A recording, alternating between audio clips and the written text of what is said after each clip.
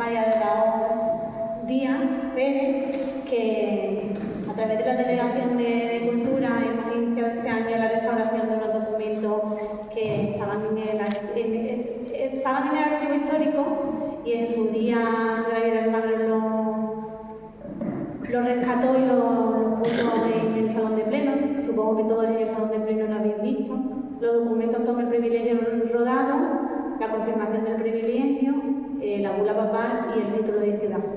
A mí me gustaría agradecer a todas las personas que me han precedido a mí como concejala de Cultura en su día, durante todas las legislaturas, por el trabajo de recuperación y del archivo municipal. Tenemos uno de los archivos municipales más importantes de la provincia y aunque estos documentos estaban en mal estado, los tenemos y esa es la importancia que hoy queremos darle, que hemos podido preservar estos documentos. Agradecer a Almagro en su día que hoy va a presentar este acto, que va a presentar el trabajo de Mariola, ahora hablará un poco más del tema del archivo y el estado del archivo y demás. Nosotros el archivo municipal supongo que no sé dónde estaba antes, ahora lo contará un poco Gabriel, ¿no? ¿Sí? ¿Lo más trae? Pues nosotros nos lo encontramos en Miguel Tizón, una de las casas de Miguel Tizón, y tuvimos la idea de traernoslo aquí a este centro cultural, en la sala de madera, en la parte de arriba. Hicimos una inversión propia del ayuntamiento con fondos propios y esta restauración también ha sido por medios propios.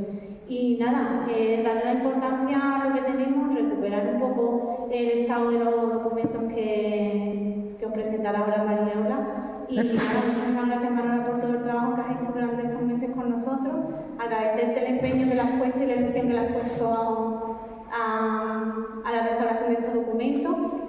No os podéis imaginar el trabajo que ha hecho Mariola, la dedicación que le ha puesto día tras día, todos los días al ayuntamiento, a cambiar una minúscula parte que ya ahora os explicará cómo lo ha hecho.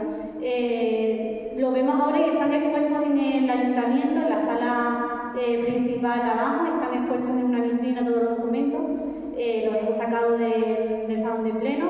Pondremos una copia a tamaño real en los cuadros que antes estaban para que el salón de pleno los presida, pero los documentos tienen que estar preservados de la temperatura, del clima y demás, y hemos conseguido ponernos una vitrina en el espacio principal del ayuntamiento, que os invito a todos a que lo veáis.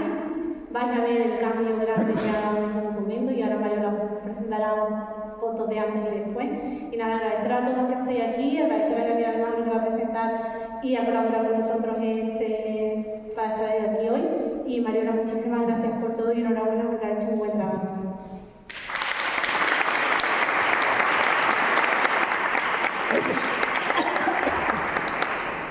Buenas tardes, queridas vecinas y vecinos de la heroica antemural de la cristiandad y de la fe, al tiempo que muy noble, muy leal y muy ilustre ciudad de Alcalá de la Ribera. Muchas gracias por asistir a este acto en el que precisamente esos títulos que acabo de enunciar y toda la carga histórica que llevan aparejado son los que nos convocan en la presentación de este interesantísimo trabajo de recuperación del soporte documental que los contiene, magistralmente ejecutado por esa gran restauradora que es la paisana Mariola Díaz, como luego explicaré. Aún más, permítanme que comience haciendo referencia a la satisfacción personal que me produce la invitación a participar en un acto que no es sino la reafirmación en pleno siglo XXI y con las técnicas de las que hoy disponemos de la intemporal e histórica apuesta del Ayuntamiento alcalaíno por la conservación de su archivo, entendido como el conjunto de los documentos en que se reseñan los actos y momentos destacados de nuestra vida como municipio. Hoy se presentan 4 documentos que hacen referencia a 3 hitos destacados de nuestra historia. El primero de ellos, de finales del siglo XIV, en plena Edad Media, no viene sino a confirmarnos el interés del Concejo alcalaíno, como los de todos los municipios de España, por la conservación de su patrimonio documental. Si bien es oportuno recordar cómo, tras la Reconquista, los reyes castellanos, al crear las distintas villas y ciudades, decidieron crear también y apoyar unos gobiernos locales fuertes, en tanto que los conciben como entidades de derecho público dotadas de jurisdicción tiempo que dirigida por un concejo local o ayuntamiento.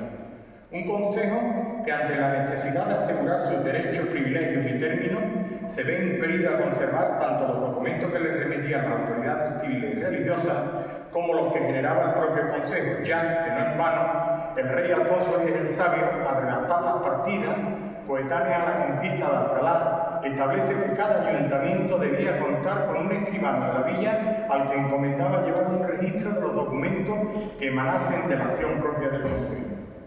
Nacen así los archivos municipales, en los que es innegable que su parte principal no será otra que aquella donde se custodiaban lo que denominaban asuntos del común o de los privilegios, es decir, documentos reales, sentencias, pleitos, deslindes.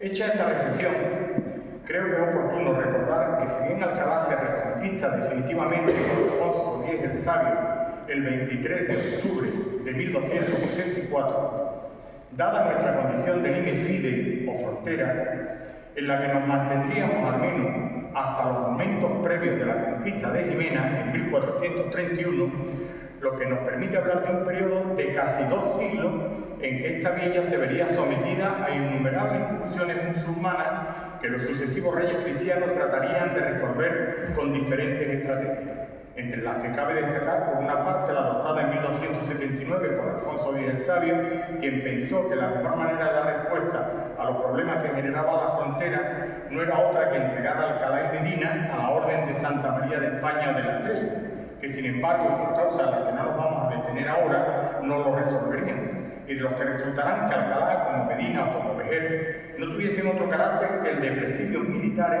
y destacamentos de frontera, hasta al menos los momentos previos de la conquista de Algeciras, durante el reinado del bisnieto de Alfonso X el Sabio, al que en la historia y en el nomenclátor local recordamos como Alonso el Onceno, 1311-1350, quien, dicho sea de paso, no solo residió larga temporada en nuestro pueblo, como bien deja documentado en su libro de la Montería, sino que en su preocupación por repoblar todo el territorio cercano al estrecho le llevaría a adoptar una serie de efectivas medidas como las que buscaban atraer población civil para repoblar la villa de Alcalá de los Azules, entre las que destacaban tanto generosas franquicias fiscales como otras mercedes económicas, cuales eran las de no pagar portajo, almojarifacos, roda, castillería, pasajes, peajes y barcajes, que se recogen el privilegio rodado datado en Jerez el 22 de junio de 1342. Un documento que, si bien no se conserva, lo conocemos por la confirmación que hizo del mismo Enrique III el Doliente, el rey de Castilla, entre 1390 y 1406, que es el pergamino que obra en nuestro archivo y cuya restauración nos presenta Mariola. Y es que en el vano, como hemos anticipado, los municipios alcalaínos a lo largo de la historia se preocuparon que los sucesivos reyes confirmasen esos privilegios y títulos con que contaban, aspecto este quedaría para una larga conferencia y en la que no nos podemos detener ahora, pero que constituyen la base del segundo de los documentos que hoy se presentan. Si cambiamos de hito histórico, creo que no es necesario recordar, porque es conocido por todos, que este año nos encontramos celebrando el 5º centenario de la refundación de las 3 primitivas collaciones alcalainas en la parroquia de San Jorge, gracias a bula del Papa Clemente datada el 20 de enero de 1524, y que es considerada como una secuela de la peregrinación que entre 1518 y 1520 había realizado a Tierra Santa y Roma el primer marqués de Tarifa y señor de Alcalá, Fadrique Enríquez de Rivera. Una bula de enorme trascendencia en lo que será la vida religiosa alcalaína a partir de aquel momento, pero respecto de la que, sin entrar a analizarla en profundidad, nos parece interesante e importante resaltar que no solo agrupaba todos los beneficios en un cuerpo capitular dedicado al ornato y culto y radicado en la parroquia de San Jorge, sino, que es más importante, que por privilegio recogido en la propia bula, dichos beneficios solo podrían desempeñarse por naturales de la villa, lo que en la terminología de la época se denominaban como curas pilón, circunstancia que el obispo diocesano quería evitar a toda costa, máxime cuando los beneficios llevaban aparejados pingües beneficios, de ahí su nombre, y los prelados buscaban concederlo a los miembros de la curia que, sin pasar siquiera por la parroquia en que tenían ese beneficio, disfrutaban de su renta.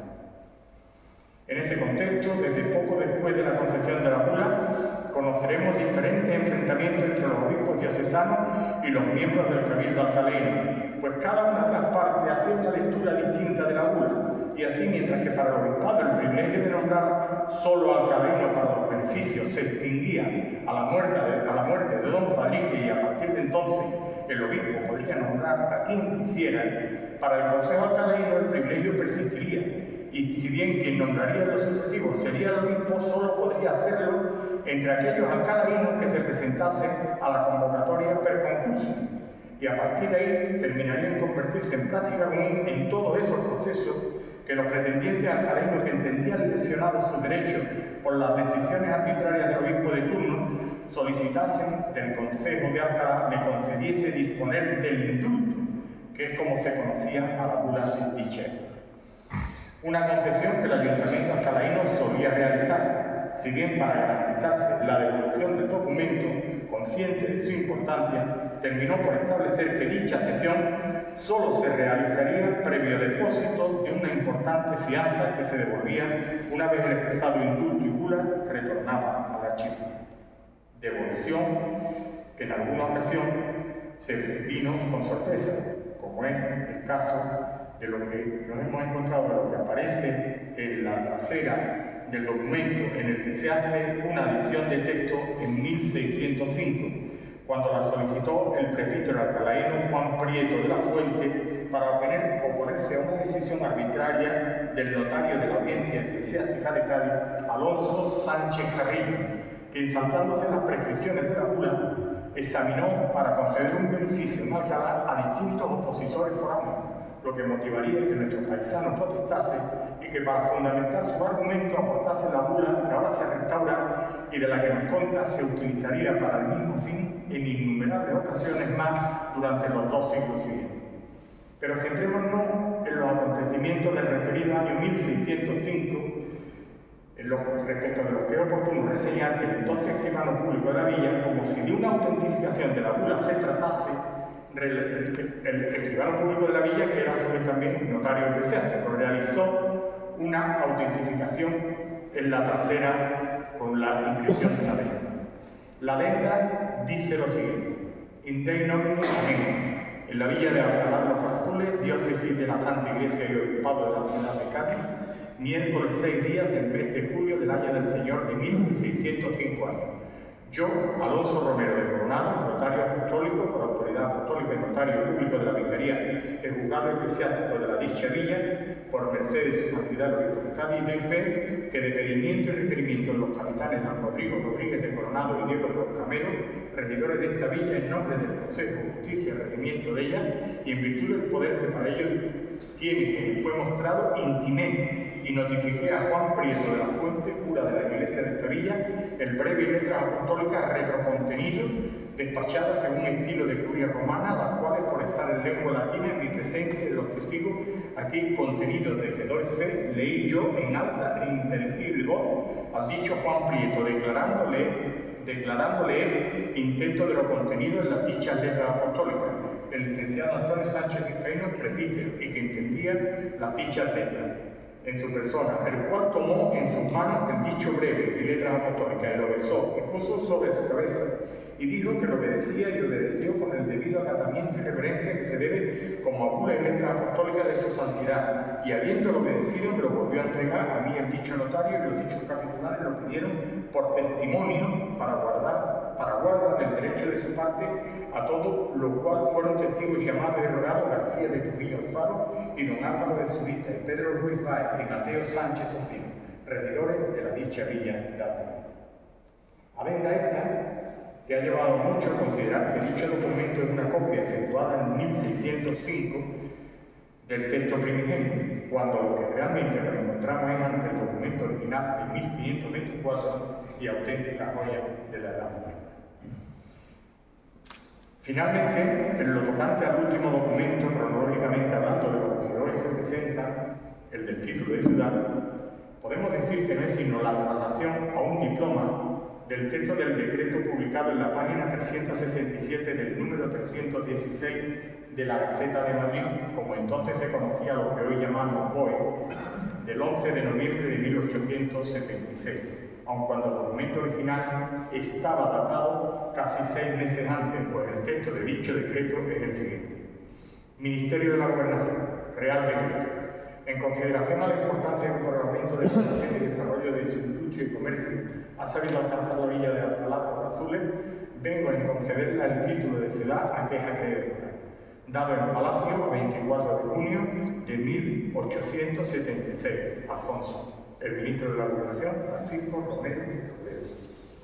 Como queda expuesto, el firmante del documento no es otro que el rey Alfonso XII, y con independencia de la trastienda que tuviese la consecución del título, que no es el objeto que nos convoca, sí hemos de dejar constancia siquiera que para el alcalde del momento, que es quien lo solicita, María Espinosa de Ramos, la consecución de dicho título no era un fin en sí mismo, sino un elemento más de lo que hoy día debía ser la mejora que nuestro pueblo necesitaba en aquel momento y que somete a la consideración del pleno celebrado por su ayuntamiento en sesión de 27 de agosto de 1876, en que lo argumenta de la siguiente manera: que habiendo estudiado la historia de este antiguo pueblo, había encontrado la rara coincidencia que sus títulos y distinciones habían sido conseguidos por reyes llamados Alfonso, pues que Alfonso X, por los heroicos hechos de armas de estos vecinos, le había concedido los títulos de heroica y antemural, que por iguales circunstancias en época posterior el rey don Alfonso XI le había concedido los de muy noble,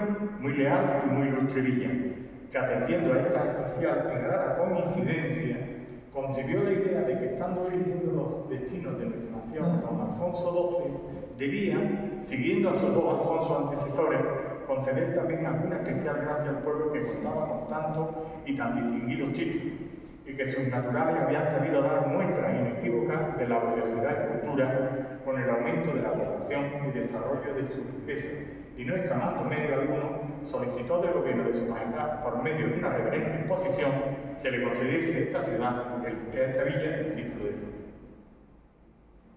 Conseguido el título de ciudad, nos consta que los sucesivos ayuntamientos que ha contado nuestro municipio en ese casi siglo y medio transcurrido desde su concesión han hecho ostentación de él, teniéndolo bien presente a la vista del público en las dependencias municipales, lo cual tampoco ha ayudado en la conservación del documento.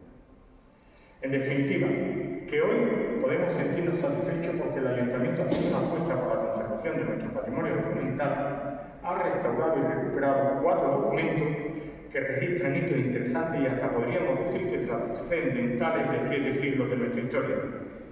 Y llegado a este punto, no puedo menos que compartir con ustedes la recomendación relativa a la preservación del patrimonio documental efectuada por la Conferencia General de la Organización de las Naciones Unidas para la Educación, la Ciencia y la Cultura, reunida en París del 3 al 18 de noviembre de 2015, en su 38ª reunión.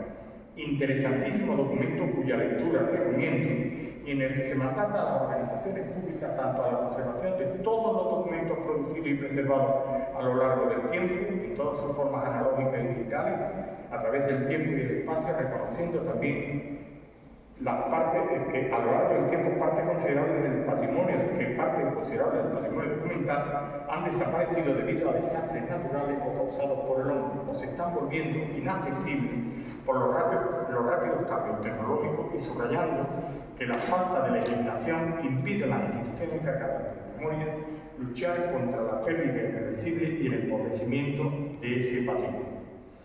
Todo ello sin olvidar lo más importante, que insta a su restauración, así como a promover y facilitar el máximo acceso inclusivo al patrimonio documental y su máxima utilización, capacitando a las instituciones encargadas de la memoria para que ofrezcan catálogos e instrumentos de búsqueda precisos y actualizados, servicios de acceso personalizado y equitativo a los documentos originales, si son necesarios para la investigación o para publicaciones y portales basados en la web o en Internet y contenidos electrónicos, y digitalizados, recurriendo para ello a las normas internacionales de mejores prácticas.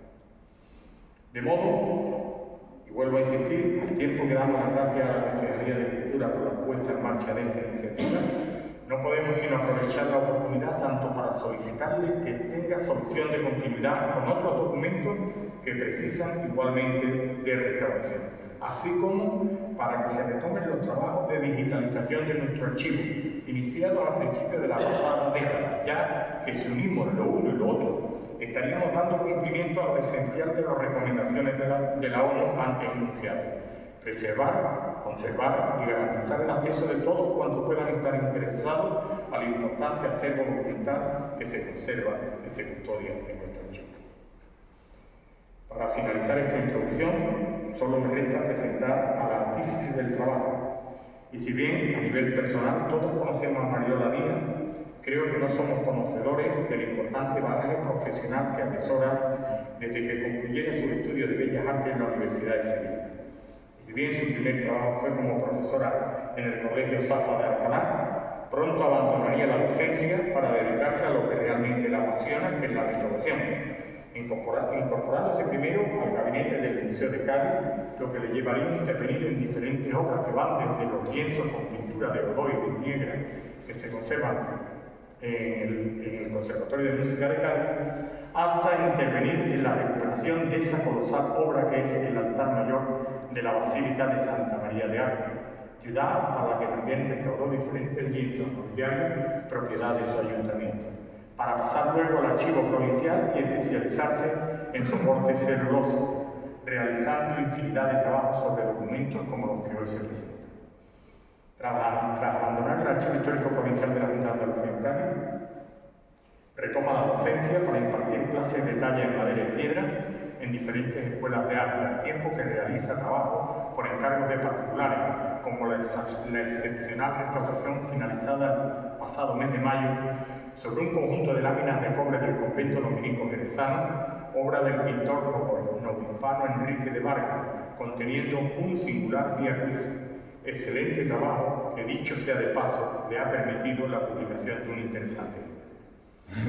Con todo, permítanme que ponga especial énfasis en los variados trabajos que ha realizado para nuestro pueblo, y hemos de comenzar con los de recuperación y puesta en valor de las pinturas barrocas existentes en los paramentos murales del crucero del santuario, donde también le debemos los trabajos de limpieza, restauración y catalogación de más de 250 fotos al óleo, tanto sobre lienzos como sobre tabla.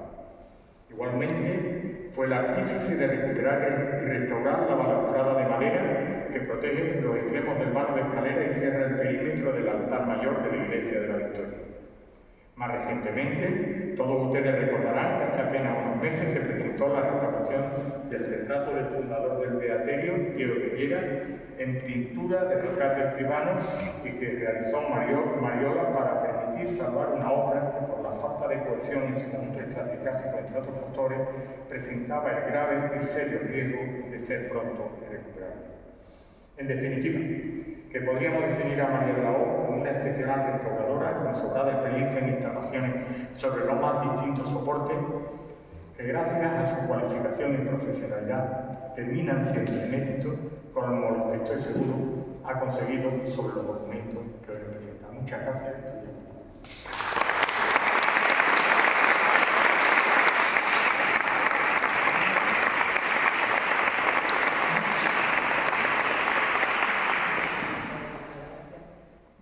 Buenas tardes. En primer lugar, agradecer la presencia de la delegada de Cultura de este Ayuntamiento, María Almagro Gámez, y también a nuestro señor alcalde Javier Pizarro Ruiz, porque ambos confiaron en mí para realizar esta restauración. A los historiadores Juan Pedro Romero por su disponibilidad cuando se ha necesitado algún documento del archivo, y a Gabriel Almagro por haber querido participar en esta presentación. Y por supuesto a todos ustedes por estar aquí. El presupuesto del proyecto de restauración ha sido financiado por el Ayuntamiento de Alcalá de la Ribera. La intervención efectuada, como siempre, se ha basado en las directrices impuestas por la Ley 16/1985 del Patrimonio Histórico Español y la Ley 14/2006 del Patrimonio Histórico de Andalucía, además de las recomendaciones de las Cartas Internacionales del Patrimonio Histórico actualmente en vigor. Los documentos intervenidos se encontraban en un mal estado de conservación, A simple vista, las deformaciones y la rigidez por deshidratación de los pergaminos era lo más importante. Las tintas metaloácidas que usaron para la escritura, por su composición química y a través de los años, provocaron la corrosión y, por consiguiente, la pérdida de soporte. Toda restauración lleva una investigación y diagnosis del estado de conservación, por lo que empezaré hablando del análisis morfológico del pergamino como soporte de escritura, del estado inicial de conservación en el que se encontraban antes de la restauración y finalizar con los tratamientos aplicados. La información que a continuación se describe ha sido obtenida después de realizar un reconocimiento organoléctrico minucioso en los documentos, acompañado y reforzado por los estudios científicos y conclusiones de un equipo de técnicos interdisciplinarios. El patrimonio documental restaurado, según su tipología, son un privilegio rodado, una encuadernación que es la confirmación de este mismo privilegio, una bula papal y el único intervenido en soporte de papel, que es el título de ciudad. El material de los documentos lo constituye el soporte más los elementos sustentables. Se han restaurado 4 documentos. Al tener 3 de ellos el mismo material de soporte, se expondrán los daños y tratamientos comunes. El documento título de ciudad en soporte de celulosa, a pesar de tener 500 años menos que el privilegio, es el que peor se encontraba. La celulosa que forma el papel, por algunas zonas, estaba totalmente descompuesta. En esta primera diapositiva que vemos, el estado de conservación inicial del documento Privilegio Rodado de Enrique III de Castilla. Vemos la vista general del anverso y la vista general del reverso. El soporte del documento es pergamino, el nombre procede de la ciudad de Pérgamo. Tiene unas medidas de 680 por 775 milímetros. Un pergamino es la piel de un animal limpia y sin pelo. Para eliminar el pelo, raspaban la superficie, previamente la ponían en remojo con agua de cal durante 3 días. Después la estiraban en bastidores, la secaban y lijaban sus superficies para alistarla. Se quedaban solo con la dermis. Para usarla como escritura, se blanqueaba con yeso y por eso el anverso de la imagen la veis más blanca que el reverso. Por el reverso, en este caso, también escribieron. Se ven firmas y textos. Los restos de etiqueta blanca de papel corresponden al inventario del Archivo Municipal de Alcalá del año 1891. Y esta etiqueta oculta otro dato del inventario del 1887, en el que decía registro número 1, documento A. Los trazos de círculo color negro que se ven en el centro de la imagen del reverso corresponden a la rueda policromada que aparece en su reverso. Se ven las veces que estuvo plegado anteriormente el pergamino. Casi 2 centímetros de altura alcanzaban los dobleces. Se encontraba tan rígido que si se intentaba desdoblar, se partía. El doblez que tiene el documento en la parte inferior se llama plica. En la parte inferior del anverso. Se llama plica. Y los 3 orificios con forma de rombo son los óculos. Por ahí pasaba un cordón y de este colgaba un sello de plomo o de cera, que era lo que hacía sellar el documento. En este caso, desapareció. Pasamos a la siguiente diapositiva.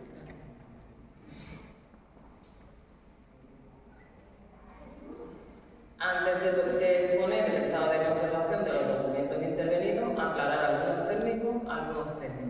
Los materiales de los documentos lo constituyen el soporte, en este caso son de pergamino y papel, y los elementos sustentables, que serán las tintas. Estas, según su tipología, hay caligráficas y metaloácidas o ferrogálicas. Además, en este documento también encontramos las pictóricas. Las 3 imágenes corresponden a detalles del anverso del privilegio rodado. Se ven las deformaciones en forma de abombamientos provocados probablemente por el calor. Los cambios bruscos de temperatura y humedad son los más perjudiciales, por ser un material muy higroscópico. La desecación provoca agrietamientos, exfoliación e incluso puede llegar a la desintegración del pergamino. Además, se observan manchas de tinta de la misma tinta que usaron para escribir.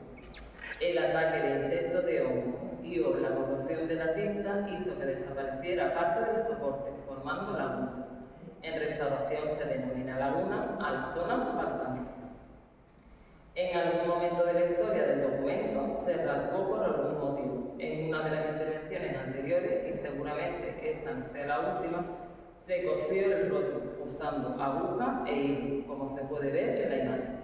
Tal vez el pergamino ya se encontraba algo deformado y deshidratado antes de unirlo, y ese sea el motivo del lado de la costura. La plica estaba tan rígida que sus propios pliegues se enganchaban unos con otros, lo que hacía imposible desplegarlos. Pasamos a la siguiente diapositiva. En la imagen central vemos un detalle de la costura, interfiriendo en la lectura del documento. Las cintas las fabricaban los mismos escribanos, cada uno tenía su propia receta. Usaban las plumas de las aves y afilaban las puntas para escribir y para raspar el documento si se confundían. Las dos imágenes del reverso muestran detalles donde se ven las marcas de los pliegues, detritus de insectos muy adheridos a la piel, manchas de humedad, de tintas oxidadas, de hongos y otras manchas de naturaleza desconocida. Dentro de los mismos pliegues aparecieron también restos de insectos, polvo y el mismo pergamino descompuesto. Pasamos a la siguiente diapositiva. Otro documento intervenido es la confirmación de privilegio de 1478. La diapositiva muestra 4 vistas de una encuadernación. Vista general de la portada, vista del corte delantero, vista del corte inferior y vista general de la contraportada.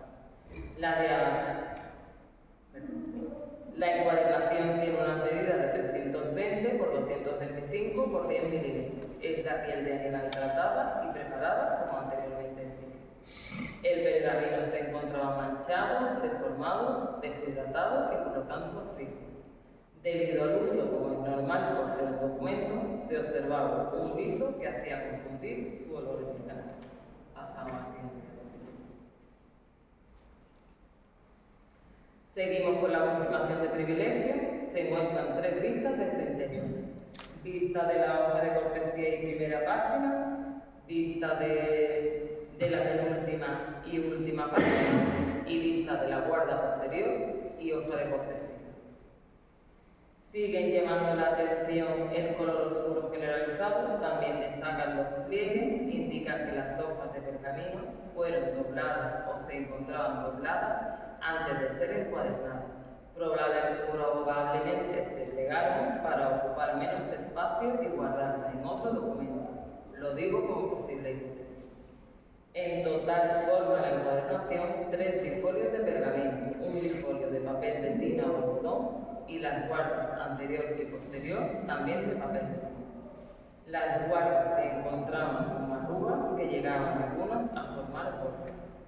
Las hojas de pergamino, muy deshidratadas y agladeadas, además tenían un color oscuro generalizado por la suciedad en superficie. Los elementos sustentados, decir que son las tintas. Siguiente diapositiva. Se siguen mostrando detalles de la confirmación de privilegio. 2 imágenes muestran detalles del cordón separador de páginas.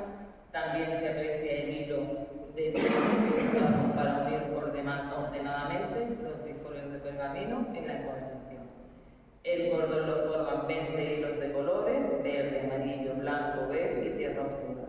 Los hilos son de fibra vegetal que fueron teñidos anteriormente a formar el cordón. Las otras 2 imágenes corresponden a las hojas de cortesía. Los detalles muestran las filigranas y versura del papel, viéndose claramente con la ayuda del cinematoscopio los cordeles y puntizones, que son las rayitas que en estas 2 imágenes horizontales y verticales.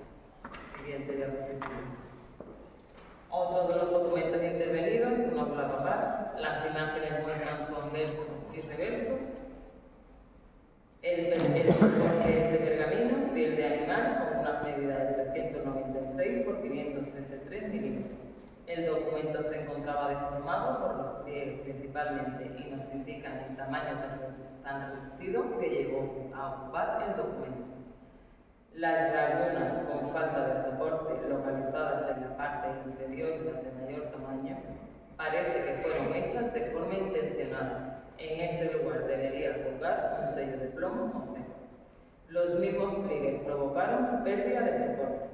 La plica, que en un principio debería estar plegada hacia la parte delantera, en la zona inferior, en algún momento la plancharon y desplegaron, haciendo un daño irreversible. Aparecen además manchas provocadas por ataques de microorganismos, además en el reverso hay restos de adhesivo en las 4 esquinas. Recordad que los documentos se encontraban enmarcados. Se observa una etiqueta de papel en mal estado de conservación y ocultando el texto original. Es una etiqueta del Archivo Municipal de Alcalá de los Azules de Limitalia, de 1891.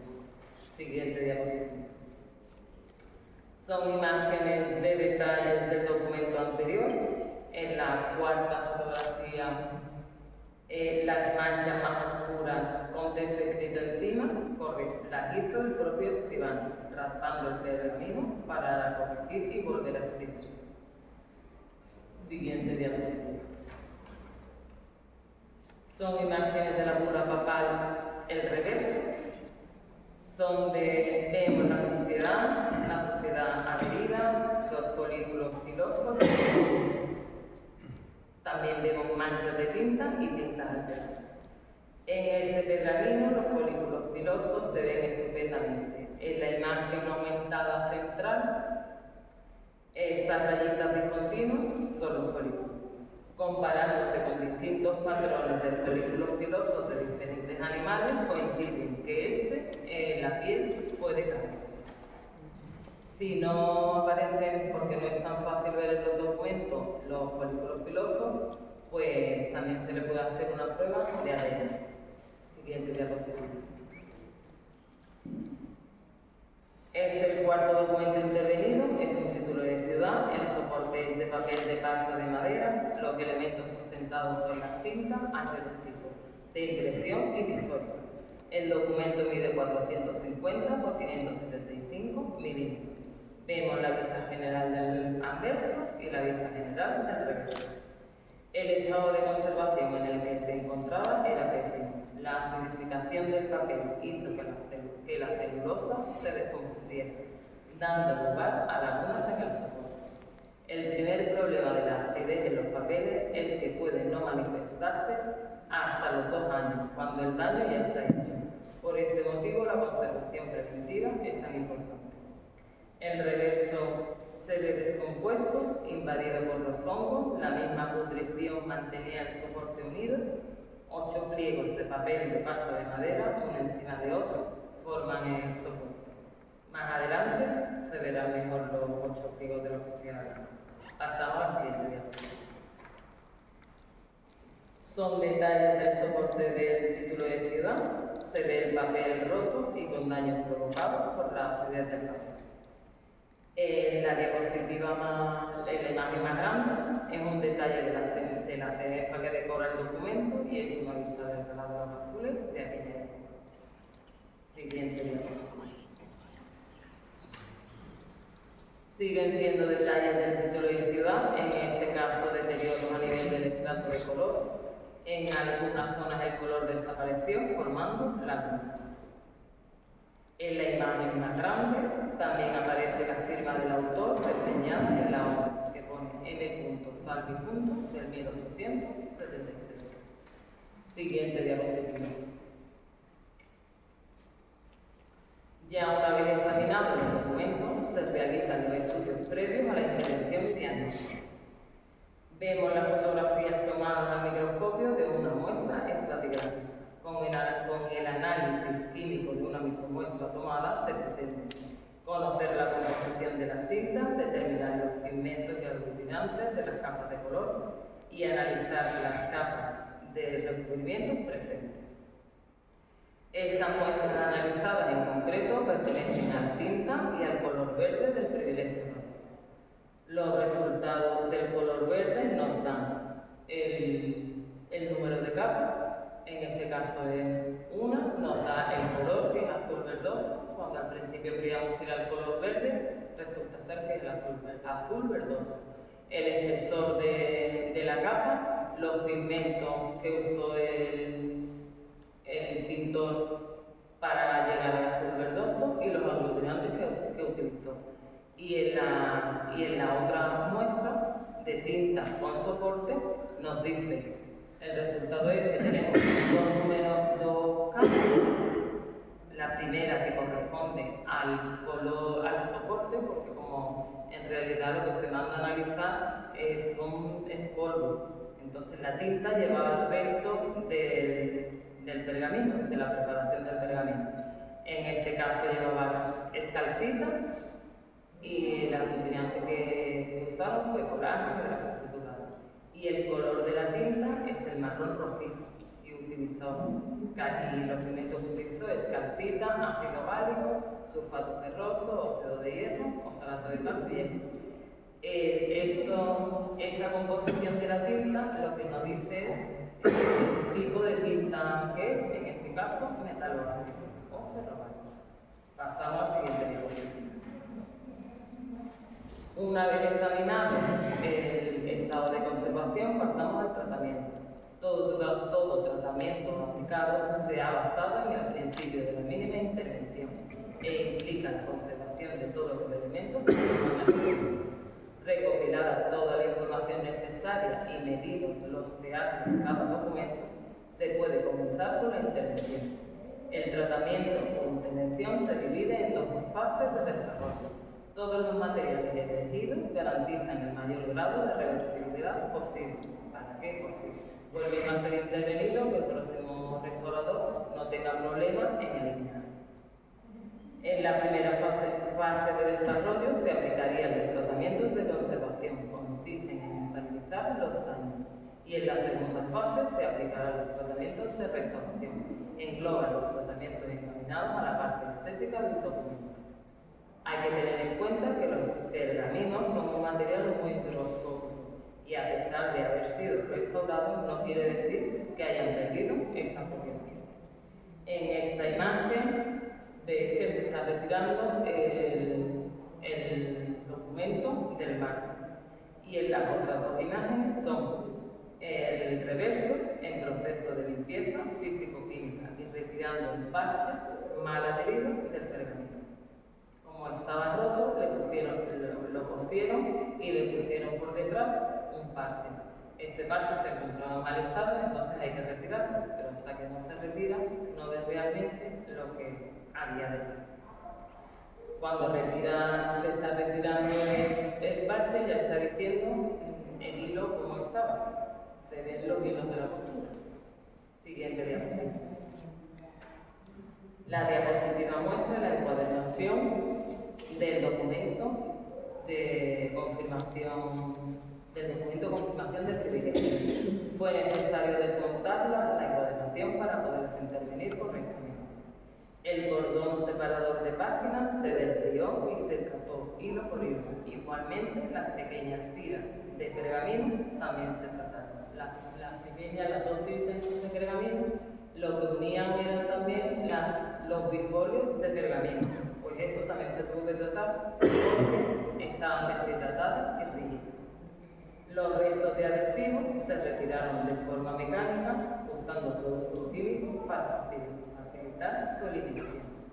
Siguiente diapositiva. Se siguen los tratamientos de conservación. En las dos imágenes primeras más altas se muestra el privilegio y la gula papal en proceso de hidratación. Se metieron en cámaras de humectación provisionales. Las dos imágenes de la izquierda aparecen en proceso de alisado por tensión perimetral. Pues después de hidratarla, se empezó a darle la presión controlada en medio de tableros y secante, pero vi que no había resultado, que no era un resultado bueno. Entonces la sometí a una tensión perimetral. Se le ponen las pinzas y se va, al secar se retrae y se estira. Por por sí solo. Y la quinta imagen muestra un bifolio de pergamino en proceso de limpieza físico-química. Siguiente diapositiva. Se siguen los tratamientos de conservación. Las tres imágenes muestran el proceso y evolución del aplanado por presión controlada. La primera imagen es después de la hidratación. Ya está preparado para ser sometido a presión controlada. La segunda imagen ya ha recibido una presión, pero se ve que sigue necesitando más presión. Y en la tercera imagen se observa que ya se han reducido las deformaciones casi un 90%, además de conseguir su hidratación. Siguiente diapositiva. Una vez reducidas las deformaciones y aplanado el documento, se realizan las reintegraciones matéricas. Consisten en hacer injertos en aquellas zonas donde no haya soporte. Las imágenes que se ven aparecen en proceso de reintegración matérica.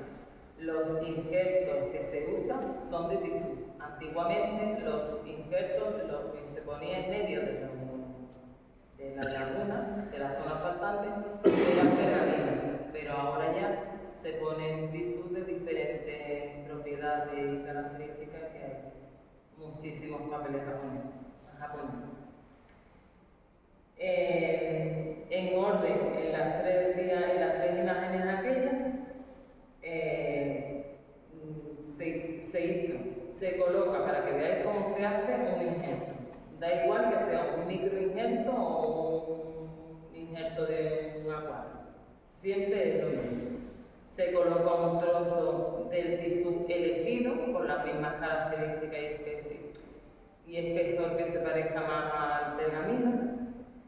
Se coloca encima de la laguna del soporte, se calca el contorno dibujando la forma de la laguna para posteriormente recortarla 1 milímetro más grande y unirla al soporte, por anverso o por reverso si hiciera falta, hasta conseguir el espesor del documento, del pergamino. Siguiente diapositiva.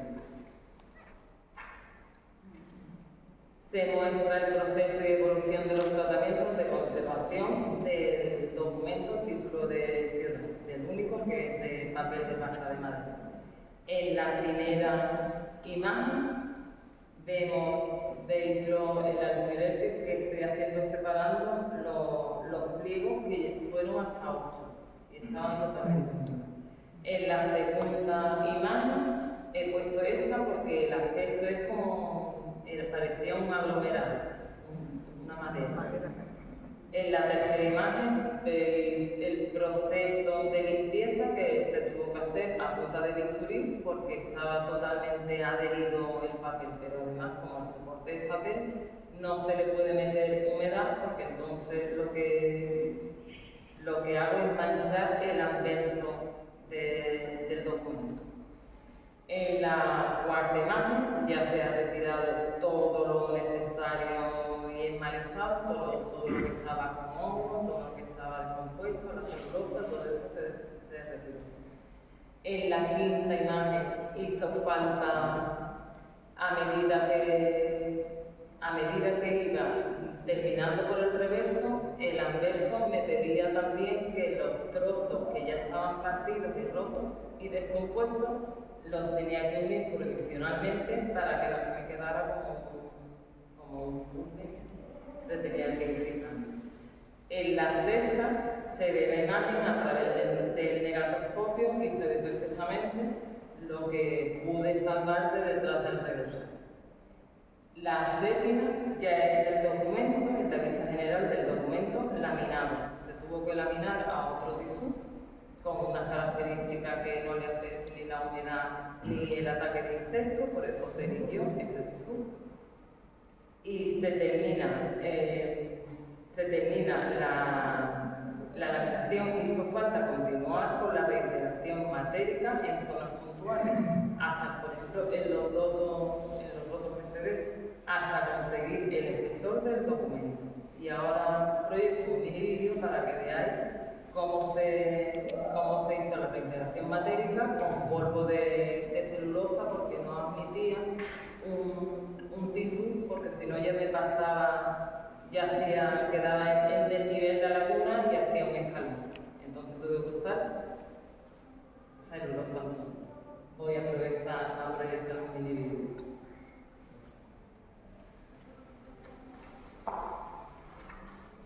Esa laguna lo mejor medía pues 2 milímetros, yo que sé, o 3.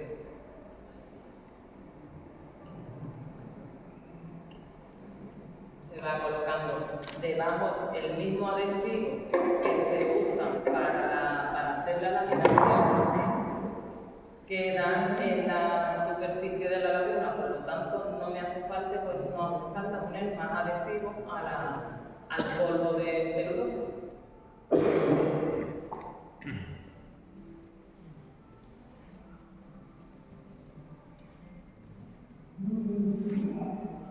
Eso lo hacía también con las lagunas de aquí abajo, por ejemplo, acá, rellenarlo todo.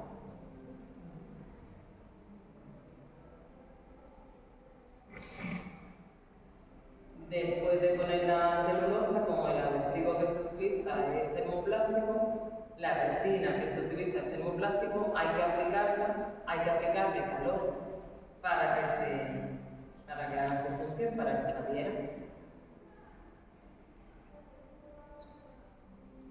Y ya está, pues así como se va terminando todo el documento.